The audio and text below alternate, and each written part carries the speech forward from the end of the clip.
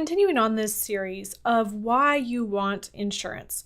And today I want to talk about how it costs more to self-insure. So there's this idea in the minds of most people, and it's that we don't want to pay for insurance. And I get it. It's something that we want to spend as little as possible for things that seem like they're not a productive benefit to our lives. However, this is a way of thinking about insurance that's a mindset rooted in scarcity. I want to show you what it means to self-insure and what the cost and opportunity costs of self-insuring really are. So if we look at self-insuring, this is the idea that instead of having insurance, I will build up enough assets to the point where I could pay for the emergency that happens if it occurs, and therefore I don't need to pay for insurance. So it's kind of this idea that, well, if I have the insurance, but I don't have a claim, then I'm paying into something that I'm never getting a benefit from. And while I don't want my house to burn down or have a flood occur or the car accident, I don't also want to pay for the types of coverage like homeowners insurance and auto insurance and life insurance, disability insurance, if I'm just paying out and I'm not actually getting a benefit. So it's kind of this catch-22 where we're looking at two sides. We're looking at the idea of transferring risk that we want. We want as much of that as possible. However, we're trying to say, does it really make sense to pay for it? So self-insuring is this position where you have no insurance. It is where you are fully assuming the responsibility for the financial repercussions of a negative life event. If something were to happen, you are financially paying for that yourself. So if you're self-insuring, this idea then is that, say I have $1 million stored up on the side, and that's going to be my fund to pay for any type of emergency.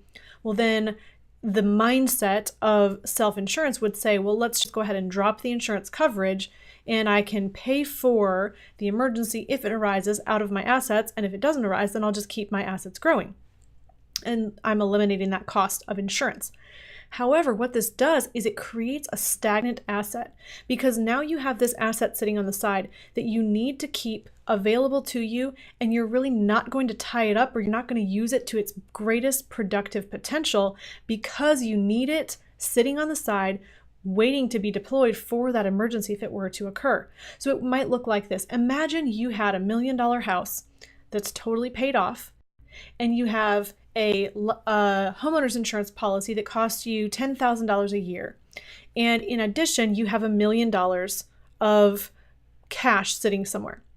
If you went ahead and dropped the coverage, the homeowner's insurance coverage, and you said, well, I'm just going to use my $1 million of assets to self-insure. If something were to happen to my house, I'm just going to use this cash.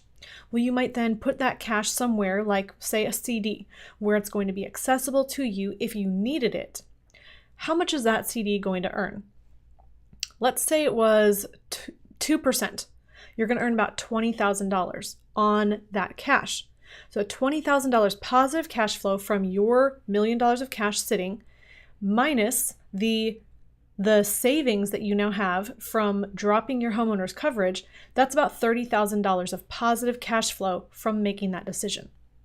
Now let's look at the same situation having chosen to keep the homeowner's protection.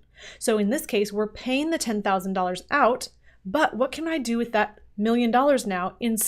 Maybe instead I choose to invest that in real estate. What if I could get a 10% cash on cash return, and I could get $100,000 of cash flow from that $1 million of cash every year? Now, even if I still subtract out the cost of the insurance, the $10,000, I'm still positive $90,000 per year because I chose to keep the insurance. Now that's in contrast to the $30,000 of cash flow that I would have had if I said, well, I'm going to drop the coverage and keep my $1 million really in a safe position. I just want to conceptually have you think through that, because often what happens is when we choose not to insure, we then are having to tie up our assets, and the opportunity cost is that we're not putting them to their greatest use. Again, I want to remind you, in the last two videos we talked about insurance, the main thing that it does is transfers risk. If I transfer risk to an insurance company, they're now financially responsible if something were to happen to me. or my assets or my house or my home or my income or my life. And because they've taken on that responsibility, I can now live with this confidence and peace of mind that I'm going to be okay no matter what life throws at me. So I hope this video helped you to really think through, is insurance worth it? Yes, absolutely. Paying for insurance is absolutely worth it. It's using a portion of your capital to put a fence around the rest of your capital to make sure that that portion is safe. It's sacrificing this small percentage in order to build that protection. It's a protective expense that's absolutely worth it to make sure that you don't go backwards in your financial life. Hey, thanks for watching. I really hope you liked this video. If you did, click the link in the description box below for more information. Like this video, share your comments, questions, and feedback in the comments section, and don't forget to hit subscribe to our YouTube channel.